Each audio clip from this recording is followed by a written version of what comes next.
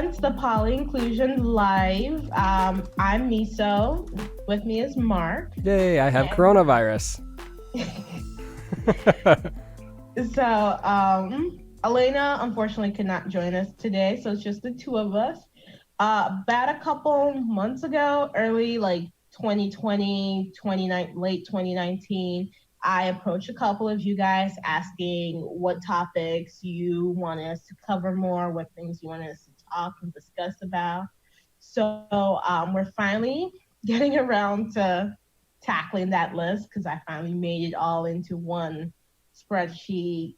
And so we're going to, in our next couple of series videos, I don't really know what the word for it is, we're just going to be tackling those topics for talking about the different things you guys want us to talk about once we get to halfway through the list, I'll approach you guys again and be like, hey, what more do you guys want us to cover more or go into a bit more? So to begin our new series, our very first topic is different poly and relationship dynamics. And then we're going to cover hierarchy, long distance poly. Which one did I mention? Dating someone while you're poly and they're monogamous, or if you're monogamous and your partner is poly. So those are kind of the general topics that we're going to try and cover. If you guys have more questions about anything we covered today, feel free to DM us, leave comments, and we'll get around to answering. We try and answer everything as much as we can. And I'll try not to cough with my virus. Okay. There's a bunch of different, we were talking a little bit before we went live or recording this for people to watch after. There's a bunch of different types of poly relationships. I think maybe even on the last video, we've talked about how people maybe generally think of poly as either like a triad, like that's the ideal and everybody should be in a 3-person closed relationship, or just one person dating multiple different people, or sometimes there's an existing married couple who looks for a third person or another couple of people. But there's just a lot of different varieties of polyamory or non-monogamy relationship types, and one of them is hierarchy. And the basics of hierarchy is you would have, if I'm a polyamorous person, I would have one primary, we call it primary relationship. So it could be my nesting partner, which is another term, somebody that I live with, that primary partner, that even if I have all other partners, they take priority. So if they need me to stay home or they want me to not go out with someone else this night, even if I had plans, I take into account their opinion as higher than anybody else's opinion. So if I have a primary partner in a hierarchical relationship, which can be good or bad, whatever your agreement ends up being, that's kind of what, in my experience and from what I've seen, hierarchy looks like, where there's a primary person, you and this primary person, and anybody else is kind of on the outside. They're not a primary, they would be a secondary relationship, but they don't take precedent over your primary partner. Yeah, usually this is usually what married couples who are opening up their relationship start their relationship as. That married couple, that relationship is usually the primary relationship, and then anything else that they open up to, whether it be their third partner, their dates or whatnot outside that, is a secondary. Anything that threatens that married couple is immediately eliminated, because that's just the number one thing. If anyone, hierarchy is a very touchy dynamic to work with, because if you're constantly canceling on someone else because your primary partner feels jealous or doesn't, the secondary partner can feel very much lesser. And also, if you're expecting that secondary partner to just be always available for your schedule, but you're never available for them. It can get very unequal and very unsatisfying really quickly. So it's not something I prefer, but it's something for people who have a long-term partner before they open up their relationship. That's something that they prefer sometimes when they're first starting out. But you just have to, it takes a lot of work to make sure everyone's happy in that and that everyone's needs are being met, because no one wants to feel lesser, like that they mean less to you or they're not as important. And every relationship you have, you don't want to demean the other person in it. Yeah. And there are, I think, probably relationship styles that would be okay with a hierarchy. Like if you're, I don't know a whole lot about relationship anarchy, but from what I understand, it's more the idea that like it's not a traditional monogamous relationship. Like it doesn't look like that at all. It's more like kind of like I'm a lone wolf and I'll date who I want to, but I maybe don't have one primary at all. So if I'm not attached necessarily specifically to any people or any one person or multiple people, that could work with a hierarchical, like two people are in a hierarchical relationship and that other person isn't looking for that level of commitment anyway. Potentially that could work, but it also can lead to other problems, like you were saying with somebody in this kind of relationship. It feels like a lot of the time, maybe not all the time, but a lot of the time, someone could feel like they're not important. Whichever person, it could be the primary person. If they aren't chosen first every single time, they might not feel important because that's what our agreement is. Or any of the other people on the outside who aren't the primary might feel not important because they could be canceled on, or they just know in the back of their mind, if push comes to shove, the other person's going to be chosen and that sort of thing. So it's a thing that you can do. You can see if it works, but in my experience, it hasn't been, and from what I've seen with other people, it hasn't made everyone feel great all of the time. Just existing couples who allow their partners to have sex with other couples, or maybe you all have sex together, two couples, but you're not committed to each other necessarily, just is more of an open, free love kind of situation where sex is what's not necessarily, it could be, but not necessarily committed relationships. And then I've got other friends who would probably identify as monogamish, which is never a word that I've said out loud before, but like you're in an exclusive relationship, and occasionally you could date others, have sex with others. Generally, you consider yourself monogamous, but it's not a deal breaker if somebody goes outside of the relationship, that sort of thing. Like you're okay every once in a while going on like, hey, you go on a date with someone else. Like it's, some people also use the term monogamish if they can be okay being in a monogamous relationship, or if they're like that in between where they don't necessarily need to be in a poly relationship to be happy, and they can just be fine in monogamous. So monogamish is a term that is really flexible in what you mean. Like it could be a term just describing the person who's happy being monogamous or poly, and then it can also be a relationship term dynamic where your relationship is open to like poly every once in a while on special occasions, or maybe you just guys have threesomes sometimes and that's your monogamish. So it's really a broad term that people pick and choose for how they want it to fit them. Yeah. Hold on, I'm just trying to pull up a list of terms I had at some point.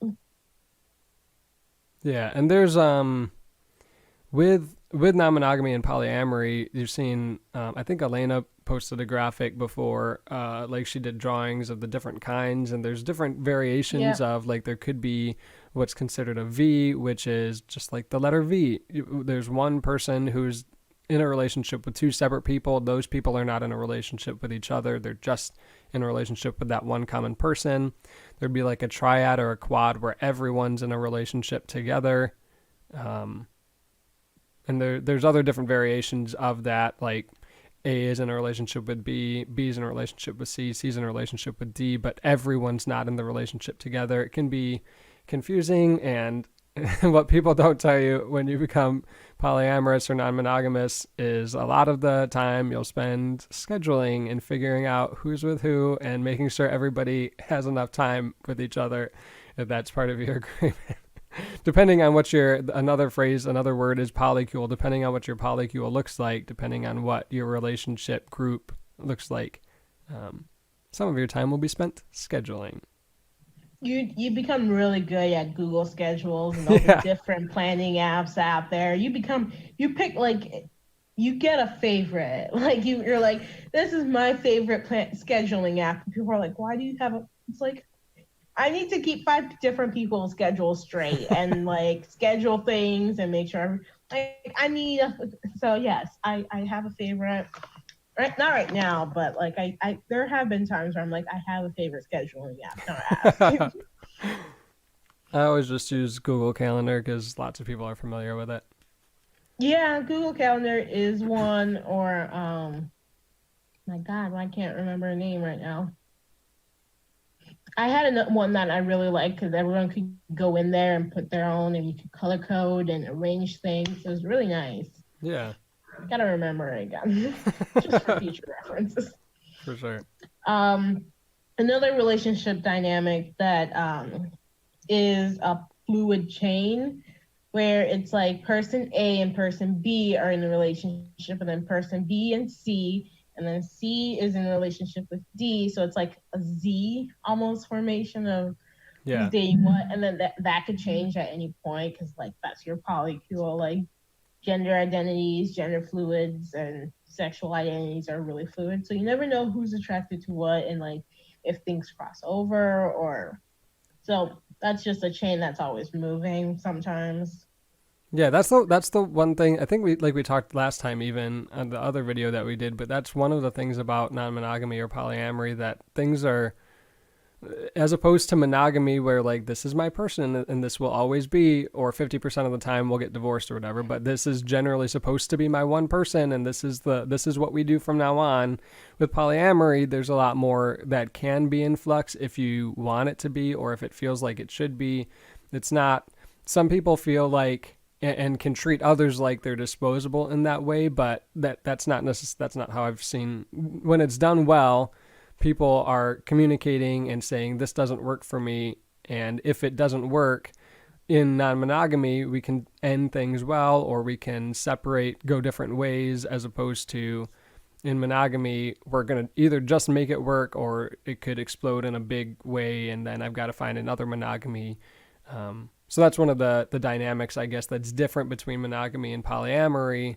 With non-monogamy, polyamory, you can choose to end it if it isn't working, or you can choose to stay together, just like with monogamy. But see, one of the big things that I've noticed, so I am the youngest person at my job. Everyone else is older, married, and monogamous, and like hearing them all talk about their marriages now that they're like 20, 30 years on in, and like it's just like why aren't you guys doing, like, for me as a poly and young person, I'm like, oh, you're like, yeah, just talk about it and change this thing, like, and they're like, oh, but like he just comes home and he just like starts eating ice cream without like mentioning, or I'm like, you're not okay with it, just speak up. And they're like, oh, this is just our dynamic now. And I'm like, okay, like I don't want to patrol, but I'm just like, that doesn't sound right. Like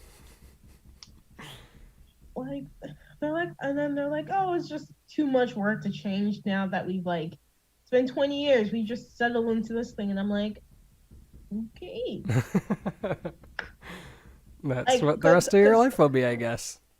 Yeah, because like for me, like I'm used to my relationships changing as like things happen in our lives, and like, you know how like TV shows and everything, like there's like the triangle, they set up the triangle, love triangle, and then they're like, oh, this person provides this type of relationship and this person provides this type of relationship, and she chooses based off of like what type of relationship she wants in that moment. I'm like, I can choose. I know that like in poly, I can have both, and then like if I need something different later on in my life, I can add that person. Like it doesn't have to necessarily be you either get this type of relationship or you get this type. It's like things change and like relationship dynamics. Like we were talking about with hierarchy. In the beginning, hierarchy is really great, and then like as your relationship evolves, you're like, oh, we need a different dynamic, and you talk about that, and things work. Like it's one thing I just find frustrating about monogamy. I agree. One of the Then what were you say? no, you go ahead. Oh, I was just gonna move to another thing. Oh yeah. But so folks wanted us to talk about long distance polyamory. Is another one. Yeah. The experience that I have with long distance relationship is not in non-monogamy, not in polyamory. I did have a boyfriend for 8 months who lived 3 hours away, and it didn't work out largely because he lived 3 hours away. So for me, it worked for the 8 months that we did it, but there wasn't a. It may have worked better had I been at the time non-monogamous, in that like there were needs that both he and I did not get met because we could see each other once every couple of weeks when we had a weekend off or something like that. He worked in a restaurant, so even on the weekend I couldn't necessarily go over there, or he couldn't necessarily come over, or somebody would have to take time off to go over. So for me, if I had been non-monogamous at that point, I could have had someone that, and he could have had someone local possibly that could meet some of the immediate needs or the everyday More needs, and then physical. or just like having someone around rather than we text or we talk on the phone every day. But that's like, if that's in monogamy your only relationship and it's long distance, for me it felt significantly harder than having someone I could go see if I wanted to that day. There's not anyone in the world probably that I want to see and hang out with every single day for lengths of time, but not having the possibility is taxing in a monogamous relationship. But I don't know. Have you had long distance in non-monogamy at all? I've had a couple. So I don't. Most of my relationships center around like companionship and like the physicality of a relationship because I'm just overall not that much of an emotional person. Like, just not for me. So most of my long distance relationships have been more about like the mental connection, like, oh, we're on the same mental wavelength, we've been talking about this. Like at one point I had a partner that was in England, and like I don't even know how far, like miles wise, it was a very long mile from Wisconsin to England is it's a long drive. Yeah. So like a lot of that relationship was more mental, like communication and like just talking versus like what I was used to. And I don't think I could have done it if I was completely monogamous at that time. Like never like getting to hold hands or cuddle or just like snuggle with anyone. Like I'm all about physical companionship, and like spending time together is my love language. Like, so not really being like, yeah, it's great. Like I think England is 4 hours ahead of us. I have so many time zones in my head. Like, at one point, my dad was in Africa, and I have family in Arizona, and like even I have family in Africa, and they're all over Africa, so time zones there. So like I'm really terrible with time zones. At like, and then you throw in daylight savings time, and I'm like, I finally got it down. Then you're changing it on me months in. Like, what's going on? So sorry, I don't know exactly how far England is ahead of us. 4 or 5 hours, I think, is how much. Yeah, I think that's right. So like it meant a lot to me that they would stay up until like 2 a.m. and be able to talk to me. But at the same time, it was like I need more from my relationship. And so I feel like long distance in itself works best if like you have someone to provide you that physical companionship that every relation. And like, yeah, like you said, 3 hours may not seem long, but when you can't ever correlate your schedules to meet, it Yeah. takes its toll. So I think doing long distance is better if you're poly because you can still have that emotional and mental connection. And of course, you're going to want a physical connection with them too. But in the meantime, there's someone else who's still providing that. So it's not like you're left completely without one huge part of relationships. Like my best friend right now, they just actually proposed to their long distance partner. They've been together for 3 years, maybe four, but they have never met each other. Mm. Like, because they're in Canada, we're in Wisconsin. There's just never been a time for them to both meet at any one place. So, and I was like, oh my goodness, I can do it. But one of them is asexual, so they don't necessarily need as much of the Yeah. physical important components as I do. So, and then one of them just started exploring their sexuality, and like that works for them because there's always not going to be necessarily that level of physical component. So their relationship works in that way. Yeah. Also, they're super mushy together. I'm in a group chat with them, and I'm like, guys, single over here. Please keep the motioners down. And they're like, we're in love. And I'm like, I get it. Get it. Love is beautiful, but please. So like, yeah, I think there are circumstances where poly long and not long distance works really well.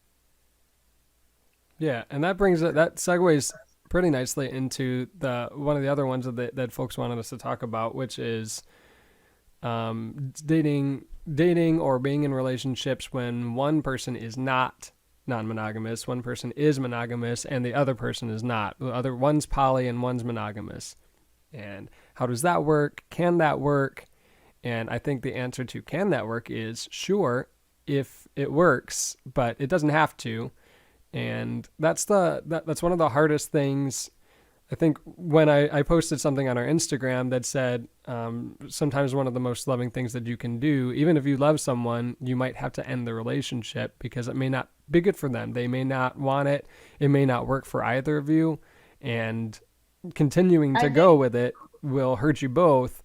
And that could be the case if one person is monogamous and one person is not, but it doesn't have to be. I think that is like people often like, oh, we have such a great emotional connection or we have such a great blah blah blah connection. So that means we have to be in a relationship and we have to make it work. Like so recently I just watched the show Love at First Sight where they were in Yeah. a pod and they made the connection. They made that great emotional connection and then they had to then like meet the real world with all that connection and like there was a couple in there who they had a 10-year age difference and even though they had a really good like emotional connection the real world was just like this connection doesn't work in our lives and sometimes you just have to let that go like even Yeah. if the connection is really great if it doesn't fit into your life doesn't fit into your values or what's important to you, you just gotta let it go. Like poly and mono can work together as long as you communicate. It takes a lot more communication than either just a monogamous and a poly relationship on their own. Because you have to be checking in with the mono, like they have to be like there's a lot of jealousy issues that pop up a lot more in that dynamic. Yeah. There's a lot more uncertainties and so you have to really be committed to that relationship and you have to talk things out. You can't blow or like you can't be forever stuck in a hierarchical because I feel like that's a trap that happens a lot with poly and mono. That relationship gets prioritized as a hierarchical relationship, and then everything else is like dropped whenever that mono person feels abandoned or anything like that.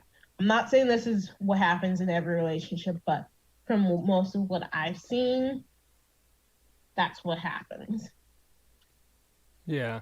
It's like in any other hierarchical situation, like at work, when there's people on the top tier, the CEOs, and everybody thinks that they're very important and they're the most important and everybody else is expendable. Like the people below them don't feel great about that in that environment. And that translates over to relationships when there's two people at the top and everyone else is below, those people may not feel great about that either. But for a poly and mono, um, like you said, communication is key and has to happen. And then the thing to remember is for the poly person to remember is the other person doesn't have anybody else. So if you're in that scenario, you're poly and you have another partner or multiple others, who, however it works out for you, the other person only has you. It's like, I don't want to say that people are dogs, but it's like your dog. You go out into the world and you have your job and you have your life and you come home and your dog only has you. That's how it would feel if I'm monogamous and my partner's poly and I only get to see them because they're my only relationship, but I only see them once or twice a week because of all their other relationships.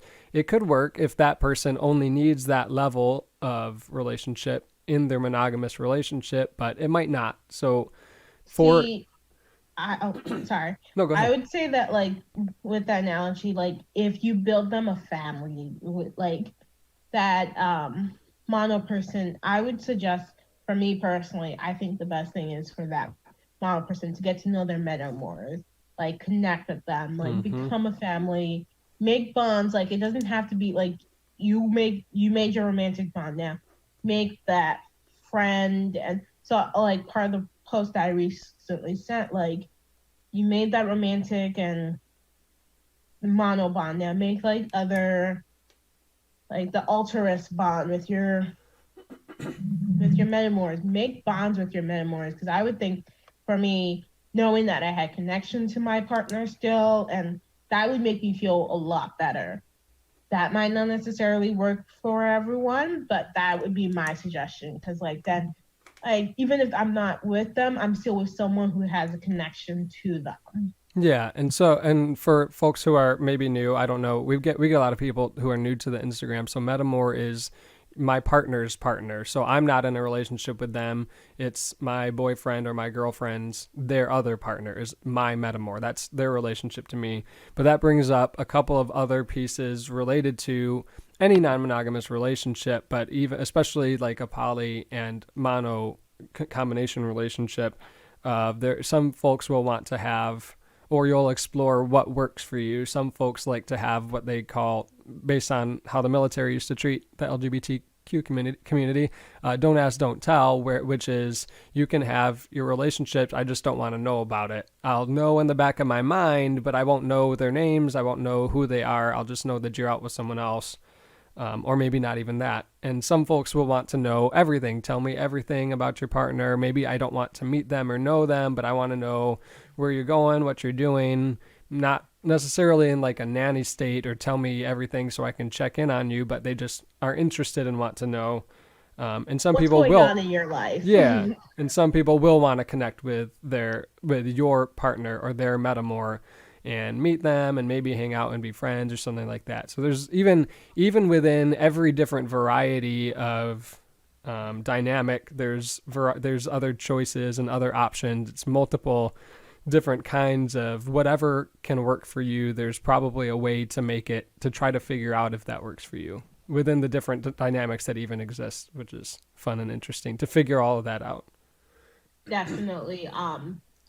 Also just it can get a bit confusing if person A doesn't want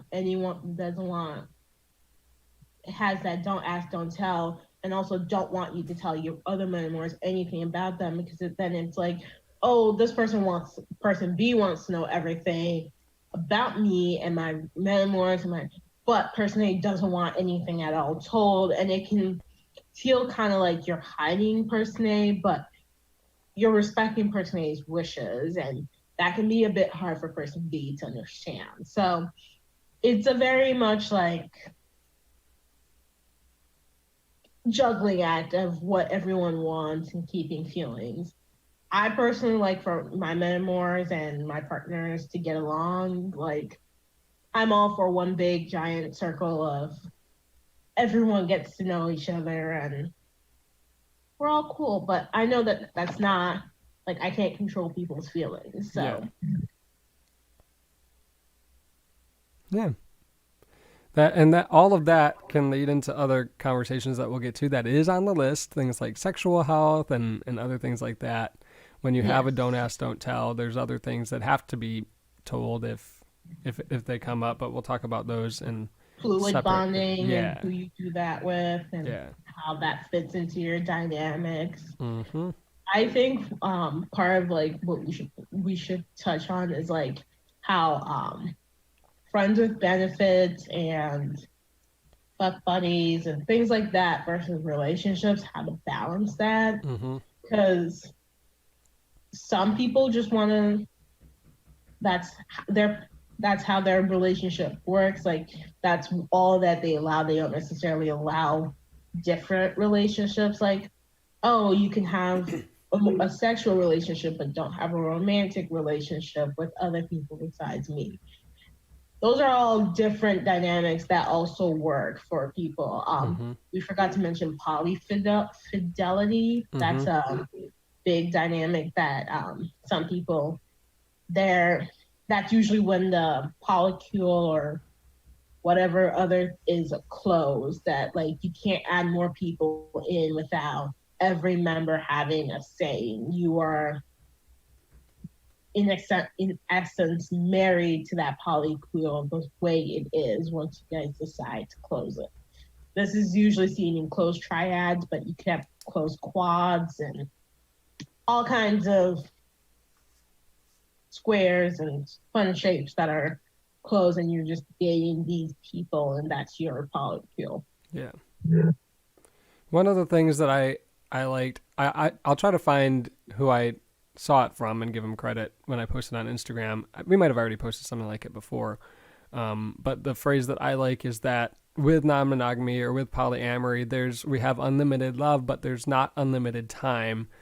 So there's always this balancing act, whether you have one relationship and friends or you have multiple romantic or sexual relationships and friends and family. There's always in life balancing of everything. Your time is the thing that is limited.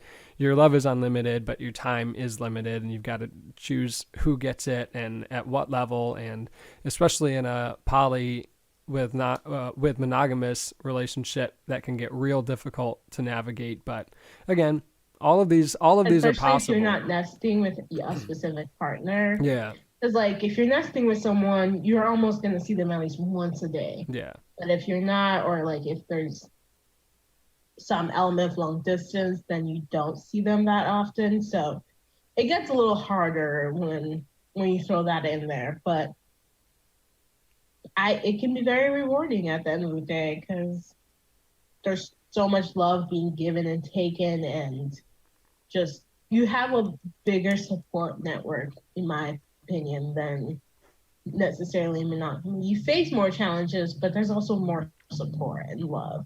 Yeah. I agree. I think that's, we covered everything on the first The bullet first point bullet point today. topic. Yeah. It's real hard to keep to just one idea because so many things are connected, but we did a real good job trying to stay just to the one because it could branch out to like, here's 5 other things that are different videos themselves. We did pretty well, I think. We Yeah. mentioned a couple of things that we could definitely go into in our next topic, but otherwise we stuck to our assigned topic very, very well. Yeah. All right. So our next topic that we're going to talk about in video is, I'm going to pull up this list because it's all over the place. Okay. Jealousy. So how to deal with that, how to recognize that's popping up, how to just deal with it in general, or how to help, some tips. If you guys have any specific questions about what we've talked about here, comment, DM us. We answer everything.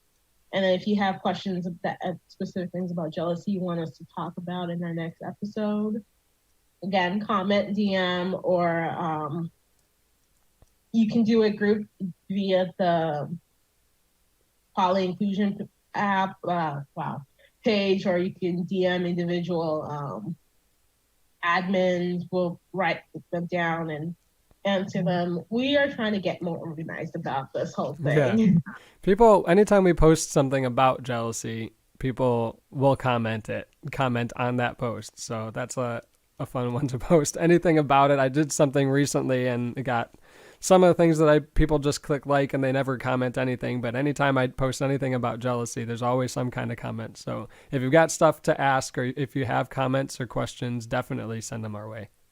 Yeah, because jealousy is such a broad topic. So we're gonna need you guys' help to define which parts of it you really want to talk about, like the causes, the tips to help it, how to recognize when you're jealous, and like just really just comment what you want us to talk about with jealousy, because jealousy is just an overarching topic that a lot of people wanted us to talk about, but they didn't really like specify what part of jealousy they wanted. So like then after that, if we coming out, like that's also another big one. So you guys think about that in terms of what you want, but otherwise I think that's it for today. All right. Thank you. And we'll see you next time. Bye.